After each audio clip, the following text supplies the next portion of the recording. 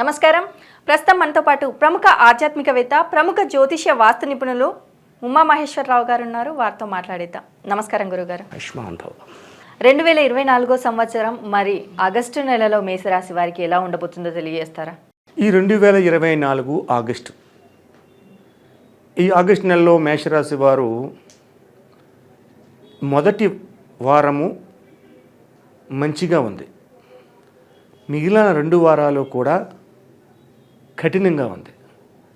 ఎప్పుడూ జీవితం ఒకే రకంగా వెళ్ళదు. మనం ప్రయాణం చేస్తున్నామంటే కొంత మెరకు వస్తుంది, పల్లం వస్తుంది. ప్రతిరోజు పగలే ఉండదు, చీకటి వస్తుంది. అలాగే మేషరాశి వారికి ఈ వారంలో, ప్రథమ వారంలో అనుకున్న పనుల్ని సజావుగా చేసుకుంటారు. ప్రతి వారిని మైత్రీభావంతో చూస్తారు. అలాగే చిన్న చిన్న పనులను కూడా పెద్ద పెద్ద లాభాలు తెచ్చుకునే విధంగానే సంచారం జరుగుతుంది. సరే, మొదటి వారం అయ్యింది 1వ తారీఖు నుంచి 8వ తారీఖు వరకు. 8వ తారీఖు దాటిన తర్వాత నుంచి 9, 10 నుంచి కూడా డౌన్గా కిందకి వెళ్తారు. క్రయ విక్రయాదుల్లో నష్టం పొందుతున్నారు. అమ్మడంలో, కొనడంలో కూడా నష్టం పొందుతున్నారు. అలాగే మిత్రులతో కూడా వైరం తెచ్చుకుని గొడవలు పడుతూ ఉండే పరిస్థితి వస్తుంది. ఈ యొక్క గొడవల వలన బంధన యోగం అనేది ఏర్పడుతుంది. బంధన యోగం అంటే ఏంటి అర్థం? కారాగారం, జైలుకి వెళ్ళాలి. అంటే చిన్న గొడవ పడినా కూడా చిలికి గాలివానయ్యి అది పెద్దదిగా మారి పోలీస్ కేసులుగా మారి బంధన యోగంలోకి వెళుతున్నారు. కాబట్టి ప్రతి విషయమందు కూడా 10వ తారీఖు నుంచి కూడా ఈ మేషరాశి వారు కాముగా ఉండాలి. తొందరపాటు నిర్ణయం తీసుకోకూడదు. ఎవరిని నమ్మి వస్తువులు కానీ, ధనము కానీ, ఏదైనా కానీ ఇవ్వరాదు.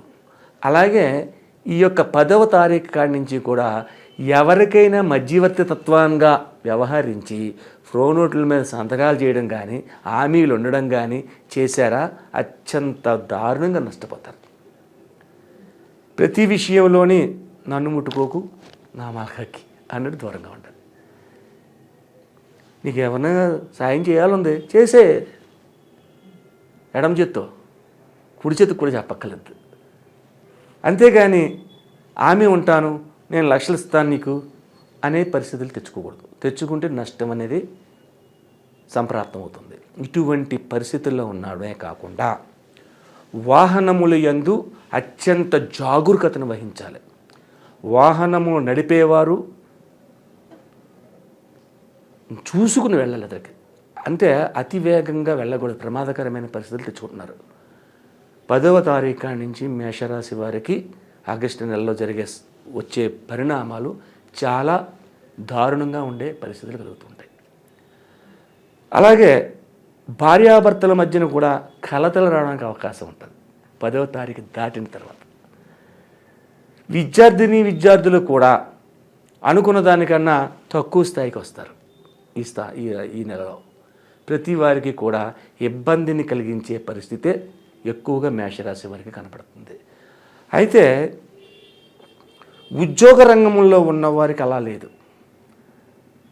మొదటి నుంచి ఉద్యోగ రంగంలో అంటే ఏ ఉద్యోగం మనం చేస్తున్నారు అన్నది కాదు, ఏ ఉద్యోగమైనా సరే ఉద్యోగ రంగంలో ఉన్నవారు 1వ తారీఖు నుంచి నెలాఖరి వరకు కూడా శుభ ఫలితాన్ని పొందుతారు. ఉద్యోగులకు మాత్రమే అవకాశం ఉంది ఎక్కువగాను. ఇక వ్యవహార శైలి ఆ రకంగా ఉంటే ఆరోగ్య పరిస్థితి ఎలాగుంది? ఈ మేషరాశి వారికి ఉదర సంబంధమైన అనారోగ్యములు తలెత్తుతాయి. అంటే ఫర్ ఎగ్జాంపుల్ చెప్పుకోవాలంటే గ్యాస్ట్రిక్ ట్రబుల్ లేని వాళ్ళు ఉండరు, చాలామంది ఉంటారు. 190 మంది గ్యాస్ట్రిక్ ట్రబుల్ ఉంటుంది. ఆ గ్యాస్ట్రిక్ కదా అనుకుంటే కుదరదు. ఇక్కడ అది అల్సర్గా మారే పరిస్థితి వస్తుంది. గ్యాస్ట్రిక్ కాస్త అల్సర్ అవుతుంది. అల్సర్గా మారితే ప్రమాదం అవుతుంది. అటువంటి పరిస్థితుల్లో ఈ యొక్క రాశివారు ఈ యొక్క ఆగస్టు నెలలోని అత్యధికమైన జాగరూకతను తీసుకోవాలి. వైద్యాన్ని తప్పనిసరిగా వైద్య సేవల్ని పొందాలి. చిన్నదానికైనా సరే తర్వాత చూద్దామని అనుకోకూడదు. ముందు అర్జెంటుగా వైద్యుని కలిసి అక్కడ వైద్య సేవను తీసుకుంటే ఆరోగ్యవంతమైన పరిస్థితులు కలుగుతూ ఉంటాయి. సరే, ఈ యొక్క ఆగస్టు నెలలో మేషరాశి వారికి అన్ని విధములుగా కూడా నష్టదాయకంగా కష్టదాయకంగా ఉన్నది అని చెప్పింది. అంటే ఉద్యోగ రంగాన్ని తప్పించి ఉన్నవారందరికీ కష్టదాయకంగా 10వ తారీఖు నుంచి ఉంది. దీని పరిష్కార మార్గం ఏం చేస్తే బాగుంటుంది? దీన్ని పాటించాలి, కంపల్సరీగా పాటించాలి. ఏ దేవుడిని మనం ఏ పరిస్థితుల్లో మనం చెయ్యాలి అన్నది. శ్రీశైల క్షేత్రాన్ని దర్శించాలి. శ్రీశైల క్షేత్రం వెళ్ళి అక్కడ వల్లీ దేవసేన సమేత శ్రీ సుబ్రహ్మణ్య స్వామి గుడి ఉంది శ్రీశైలం లోపలే. ఆ వల్లీ దేవసేన సుబ్రహ్మణ్య స్వామి గుడిలోని కళ్యాణాన్ని చేయించాలి. అలాగే ఆ గుడి లోపల నాగదేవత ప్రతిమలు ఎక్కువగా ఉంటాయి. అభిషేకాలు చేపించే మండపం దగ్గర, గోశాల దగ్గర ఉంది. శ్రీశైలం గోశాల దగ్గర కొంచెం దగ్గరలో ఉంది. అక్కడికి వెళ్ళి ఆవు నేతితోటి దీపాన్ని పెట్టాలి. ఆవు నేతితో దీపాన్ని పెట్టాలంటే ఏ దీపం పెట్టాలి? ఒక అరటి డొప్ప కానీ, అరటి డొప్ప మంచిది. ఆవు నెయ్యలో ఒత్తులు వేసేయండి. ముందు నేను కాడొత్తులు ఉంటాయి కదా, ఆ కాడ ఒత్తులు వేసేయండి. వేసేసి తడిపేసిన తర్వాత అరటి డొప్పకు అటు ఇటు 108 ఒత్తులు పెట్టండి. అరటి డొప్పలోనే పడతాయి. ప్రేమితులు పెట్టాలంటే మనకు వాళ్ళం అరటి డొప్పలోని ఆ టైపు కొన్ని ఒత్తులు వచ్చేలాగా, ఈ టైపు కొన్ని ఒత్తులు వచ్చేలా చేసి కొద్దిగా ఆవు నెయ్యిని అరటి డొప్పలో పోసి అగరవత్తితో వెలిగించాలి. అగ్గిపుల్లతో కాదు, అగ్గిపుల్లతో అగరవత్తిని వెలిగించి ఒక చిన్న ప్రమిదిలో ఒక దీపం పెట్టి లేదంటే ఒక ఒత్తి వేసి ఓ దీపం పెట్టుకుని దీనికి అగరవత్తి అత్తమన్న ఆరిపోద్ది. అత్తమన్న అగ్గిపుల్ల వేయాలంటే కుదరదు. దాంతో దీన్ని తీసి అది వెలిగించాలి. ఏ సమయంలో వెలిగించాలి? సాయంత్రం సమయంలో వెలిగించాలి. 108 ఒత్తులు వెలిగించి నాగదేవతకి చిమ్మిలి నైవేద్యం పెట్టాలి. నువ్వులతో చేస్తారు, చిమ్మిలి ఉండలు అంటారు. చిమ్మిలి నైవేద్యం పెట్టాలి. పెట్టి నమస్కరించి ఎప్పుడైతే ఈ విధంగా వల్లీ దేవసేన సమేత శ్రీ సుబ్రహ్మణ్య స్వామి కళ్యాణం చేపించి సంధ్యా సమయంలో ఈ ఒత్తులు వెలిగిస్తారో, శ్రీశైల దర్శనం కూడా చేసుకుంటారు. అలాగే భ్రమరాంబిక మల్లికార్జున కూడా దర్శనం చేసుకుంటారు. ఎప్పుడైతే ఈ రకమైన చిమ్మిల నివేదన చేశారో ఈ మేషరాశి వారికి కలుగుతున్న ఉపద్రవముల అన్నీ కూడా తొలగి ఉపయోగకరమైన పరిస్థితిని పొందుతారు. అయితే శ్రీశైల క్షేత్రానికి వెళ్ళి అన్నీ చేశారు, బాగానే ఉంది. రాత్రికి అక్కడ ఉండిపోవాలి. అయిపోయింది కదా, ఒత్తిడి లేగించేసాం కదా, మన పని అయిపోయింది కదా, ఇక్కడ ఉండబడింది ఇంకా మనం ఇంటికి వెళ్ళిపోదాం అని చెప్పేసి బయలుదేరిపోతారు చాలామంది. అది తప్పది. ఈ కార్యక్రమం చేసిన తర్వాత శ్రీశైల క్షేత్రంలోని అక్కడ ఓ రూమ్ తీసుకుని ఆ రూమ్లో నిద్రించి ఉదయాన్నే మళ్ళా లేచి శ్రీశైలంలో దర్శనం చేసుకుని, ఉచిత దర్శనం టికెట్ కొనుక్కుని దర్శనం చేసుకుని వస్తూ గణపతి దగ్గర ఆగాలి. సాక్షి గణపతి, ఆయన సాక్ష్యం చెప్పాలి. నాకు సాక్షి గణపతి దగ్గరికి వెళ్ళే ముందు వెళ్ళక్కర్లేదు, వెళ్ళిపోయే ముందు వెనక వెళ్ళాలి. గణపతి పూజ ముందు చేస్తారు, రైటే. శ్రీశైలం వెళ్ళినప్పుడు దేవుణ్ణి దర్శనం చేసుకుని అక్కడ గణపతి దగ్గరికి వచ్చి గణపతికి కొబ్బరికాయో అరటిపండు నివేదన చేసి అక్కడ కూర్చుని పద్మాసనం వేసి కూర్చోవాలి. గుడికి దగ్గరగా కొంచెం దేవుడు కనపడేలాగా అక్కడ ఆయన చెప్పాలి, మహానుభావ మేము శ్రీశైల క్షేత్రానికి వచ్చాం, సుబ్రహ్మణ్య స్వామికి వల్లీ దేవసేన సమేతనే చెప్పాలి. శ్రీ వల్లీ దేవసేన సమేత శ్రీ సుబ్రహ్మణ్య స్వామికి కళ్యాణమని చేయించాను, శివయ్యని దర్శనం చేసుకుని అభిషేకం చేసుకున్నాను. ఆ తర్వాత భ్రమరాంబ మాతని చూశాను. ఆ రోజు సాయంత్రం, ఇది ఉదయం చేశాం, ఆ రోజు సాయంత్రం ఇలా నాగ పడగ దగ్గరికి వచ్చి 108 దీపాలు పెట్టి చిమ్మిలి నైవేద్యం పెట్టి మ్రొక్కి మళ్ళా ఇంటికి నేను బయలుదేరుతున్నాను. ఈ విషయం స్వామివారి చెవులే వేవేయ గణపతి అంటే అప్పుడు సాక్షి గణపతి సాక్షిని చెప్తాడు స్వామివారికి. అంతేగాని ఇదేం తెలియకుండా వెళ్ళిపోతారు, అక్కడ ఒక కొబ్బరికాయలా పడేస్తారు, దండం పెట్టేస్తారు, వచ్చేస్తారు, గబ్బలాడతాను, ఇంటికి వెళ్తాను. ఇలా చేయకూడదు. ప్రతి పనికి ఒక క్రమశిక్షణ ఉంటుంది. ఆ క్రమబద్ధంగా చేస్తేనే అది ఫలితాన్ని వస్తుంది.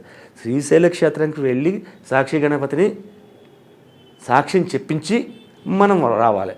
అయితే ఇక్కడ ఒక కార్యక్రమం కూడా ఉంది. శ్రీశైల క్షేత్రానికి మనం ఒక కారులో వెళ్తేనే బెస్ట్.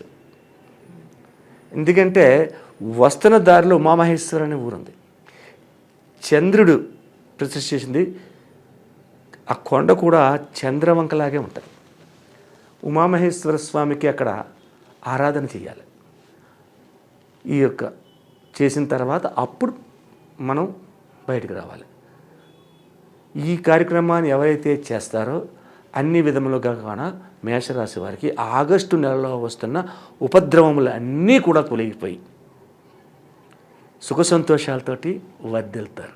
సరే, ఈ యొక్క శ్రీశైల క్షేత్రం ఒకసారి వెళ్ళి వస్తే సరిపోయింది.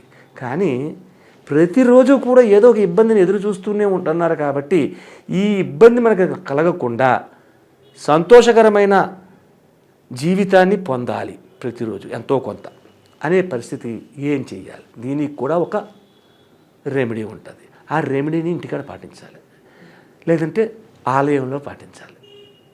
శివాలయంలోకి వెళ్ళాలి. శివాలయంలోని కుక్కలకు బిస్కెట్లు పెట్టడం, శివాలయం దగ్గరికి వెళ్ళి కుక్కలు బిస్కెట్ పెట్టడం, ఆవులకి లేదా తోటకూర లేదా టమాటో పళ్ళు, ఎర్రని టమాటో పళ్ళు, కుజుడు అంటేనే ఎరుపు రంగు, మేషరాశి కుజుడు అధిపతి కదా, అందుకని ఎర్రని టమాటో పళ్ళు అది చేయడం. అలాగే సాధ్యమైనంత వరకు మీకు తోచినంత మందికి, పెద్ద మందికి, వందల మందికి అవసరం లేదు, ఒక నలుగురు ఐదుగురికైనా, ఒక ఐదుగురు చూసుకోండి, ఒక ఐదుగురికి కర్డ్ రైస్ అంటారు, తాలింపు అన్నం అంటారు, అది తయారించండి. ఎలా చేయించాలి? ఎలా చేయాలంటే ఎక్కువ కరివేపాకు వేయాలి,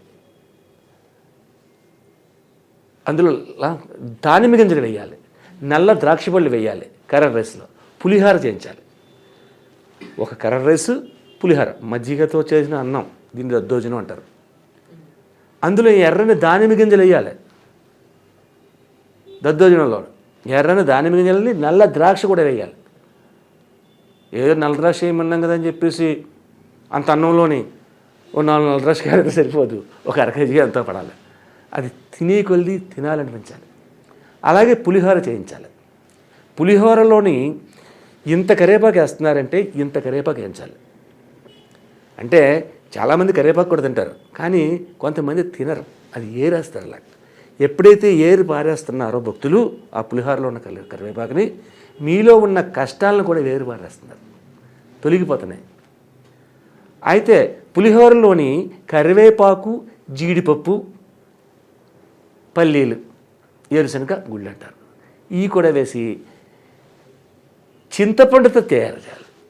చాలామంది దబ్బకాయ కానీ నిమ్మకాయ కానీ పొండుతారు, కాదు, చింతపండుని ఉపయోగించాలి.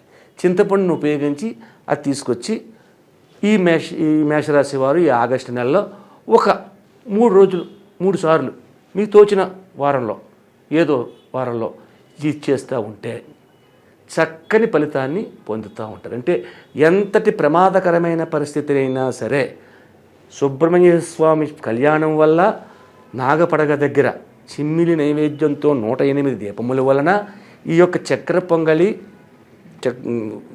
పులిహోర, దద్దోజనం వలన ఈ దోషాలన్నీ తొలగి సుఖ సంతోషకరమైన జీవితాన్ని పొందుతారని ఇది కూడా పురాణ విధానంలోనే ఉంది. ఈ వార ఫలములు, మాస ఫలములు, సంవత్సర ఫలములు, దిన ఫలములు ఇవన్నీ మనం చెప్పుకుంటున్నాం. మనం చెప్పే దాంట్లో ఈ యొక్క సంవత్సర ఫలితం చెప్పాను నేను. ఈ సంవత్సర ఫలితములో ఒక 60% మాత్రమే మీకు దగ్గరగా ఉంటుంది. అయితే లక్ష్మి అనే అమ్మాయి ఉంది. అమ్మాయికి జాతకం చెప్తున్నాం. లాలేలు అని చెప్పి అక్షంతరం బయలుదేరింది. మేషరాశి వచ్చింది. మేషరాశి గురించి చెప్పండి. లక్ష్మి ఒక్కట్లే లేరు. లక్ష్మి అన్నవాళ్ళు ఒక్కరు లేరు, కొన్ని వేల కోట్ల మంది ఉన్నారు. ఈ వేల కోట్ల మందికి ఇదే జాతకమా? నేను చెప్పింది గోచారాన్ని చెప్పాను. మీ యొక్క రాశి ఫలాన్ని కానీ, లగ్న ఫలాన్ని కానీ, లేకపోతే మీ నవాంశ చక్రం కానీ, రాశి చక్రం కానీ లేదు. గోచార చక్రాన్ని బట్టి నేను జాతకం చెప్పుకుంటూ వచ్చాను. కాబట్టి ఈ జాతకాల వల్ల నేను చెప్పిన పరిణామాల్లో 60% కరెక్ట్గా ఉన్నా, 40% మీకు నచ్చకపోయినా, నేను చెప్పిన పరిహారాలు, రెమెడీస్ తప్పనిసరిగా పాటించండి. లేదు మన పూర్తి జాతకాన్ని తెలుసుకోవాలి అని అంటే పర్సనల్గా కలవాలి. పర్సనల్గా కలిస్తే దానికి వచ్చిందంటే మీ రాశి నవాంశ ద్రేక్కాణం అనే చక్రాలు 8 చక్రాలు ఉంటాయి. ఈ 8 కుండలన్నీ పరీక్షిస్తాం. అది మీ జాతకమే. మీ నాడి బొటనవేలి ముద్రను తీసుకుంటాం, మీ హస్త రేఖలను చూస్తాం, మీ ముఖ కవళికలు చూస్తాం, ఫేస్ రీడింగ్, మీ న్యూమరాలజీని తీస్తాం. ఇన్ని విధాలుగా తీసి చెప్పే జాతకం మీకు కరెక్ట్గా వస్తుంది. అంతేకాని ఈ రాశి చక్రంలో చెప్పాడు, ఇలా చెప్పాడు అని అన్నది ఇది మాత్రం 60% మాత్రమే వస్తుంది. అది 100% వస్తుంది. కాబట్టి ప్రతి ప్రేక్షకులందరూ కూడా దీనిని గమనించి పర్సనల్గా కలవడం కానీ, లేకపోతే ఫోన్లో తెలుసుకోవడం కానీ చేయడం వలసిందిగా కోరుతున్నాం. ఆయుష్మాన్ భవ. అలాగే గురువుగారు, మీరు గనక గురువుగారిని పర్సనల్గా కలవాలి అనేసి అనుకుంటే కింద స్క్రోల్ అవుతున్న నెంబర్కి కాల్ చేసి గురువుగారి అపాయింట్మెంట్ తీసుకోవచ్చు. సో ఇంకా లేట్ ఎందుకు, ఆలస్యం చేయకుండా గురువుగారికి కాల్ చేసేయండి. Thank you so much.